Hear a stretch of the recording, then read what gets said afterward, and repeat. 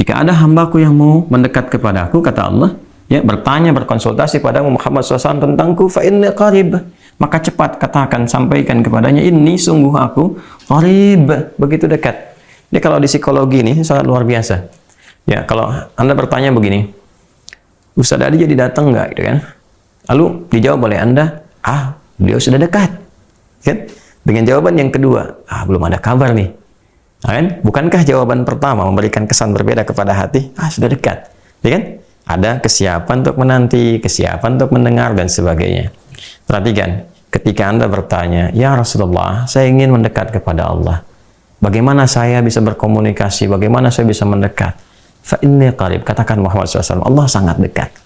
Begitu sudah merasakan kita jawaban itu, dan merasakan di jiwa kita kesiapan untuk mendekat kepada Allah, apa yang langsung Allah jawab kepada kita? Sebelum minta, lihat ini, ujibu da'watad da'i idza da'an. Ini poinnya. Ya, biasanya motif orang mendekat kepada Allah kan dua, kan? Kalau bukan meminta, dia bertobat, kan? Coba, kalau nggak percaya, kan? Umumnya kan dua itu, kan?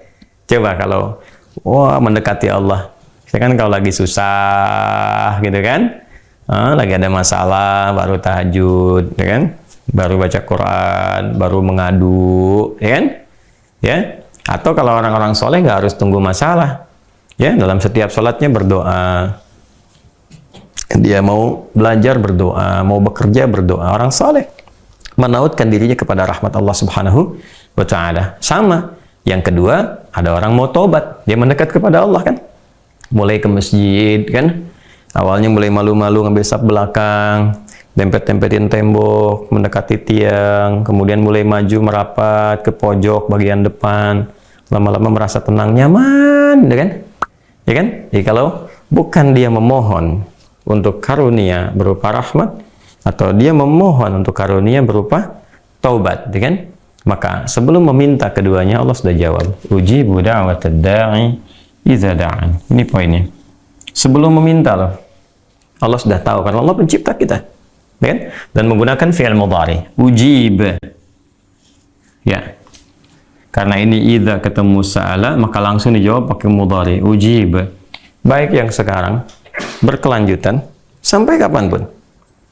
Engkau meminta kepada aku, ujib, aku pasti akan jawab. Jadi fikih doa itu begini, fikih doa itu, doa, kapanpun dimohonkan, itu sesungguhnya, formulasi awal itu pasti dijawab. Dijawab. Gitu. Dan dijawabnya sesuai kebutuhan, bukan keinginan, ingat ya. Karena Allah hanya mengabulkan apa yang Anda butuhkan, bukan apa yang Anda inginkan. Catat tuh ya, Anda boleh jadikan status, boleh. Allah hanya mengabulkan apa yang Anda butuhkan, bukan apa yang Anda inginkan. Jadi, ketika apa yang Anda minta akan bermaslahat, sesuai kebutuhan, ada maslahatnya, dan sifatnya adalah, sifat maslahatnya, ini yang dahsyat pemberian dari Allah itu, dunia akhirat. Dunia akhirat. Jadi kalau yang Anda minta itu sesuai maslahat dunia dan akhirat Anda, Allah berikan. Ya, kalau belum sanggup Anda terima itu saat ini karena belum siap, nanti ditangguhkan. Sama dengan pertanyaan begini. Ya, mohon maaf sekali. Anak Anda usia 5 tahun, dia minta diberikan motor dan Anda sanggup punya hartanya, Allah titipkan pada Anda, diberikan nggak? Tidak. Tunggu dia sampai usia yang cukup dan dibenarkan secara undang-undang bisa mengendarai motor, Anda baru berikan. Sama, terkadang saya, Anda, kita meminta sesuatu, saat ini belum siap, belum pas.